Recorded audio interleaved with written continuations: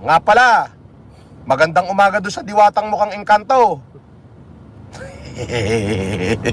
Diwatang lubugan pa nga, putik. Ay, sabi ko sa'yo, diwatang lubugan pa nga kapag ikay lumaki ulo mo, lilipas ka na. Oo, sabi mo, lilipas din yan, kuya. Oo, ililipas ka na rin. Oo. Okay, sabi daw nung diwata, nalubugan pa nga. Hindi ko ikakayaman ng 100 pesos nyo. Ito, diyan ka nga nagsimula sa 100 pesos, gagon to, tapos sasabihin mong hindi mo ikayayaman. Minuminuto, lubugan pa nga mo. Pag pinalubog ko pa yan ng todo,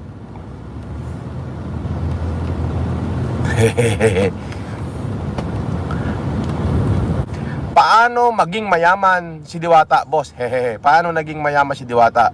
Ay, ang dami nagbibigay at saka sinabi niya mismo kumikita siya ng kalahating milyon isang araw.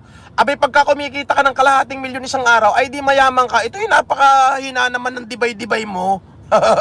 Napakahina mo naman magdibay-dibay. Abay, kalahating milyon ka mo kinikita araw-araw, ay di mayaman yun. Ito yung... Oh. Diba? Pagka kumikita na ng kalahating milyon isang araw, abay mayaman na yun. Ang tawag do'y yayamanin. Di ba?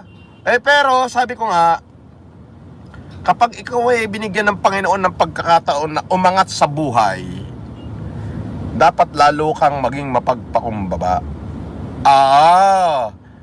Ngayon, diwatan lubugan pa nga, na mukhang engkanto, ay nakaw. Huwag mo sasabihin lilipas din yan at huwag mo sasabihin may nagpapabati nga lilipas din daw yan, kuya.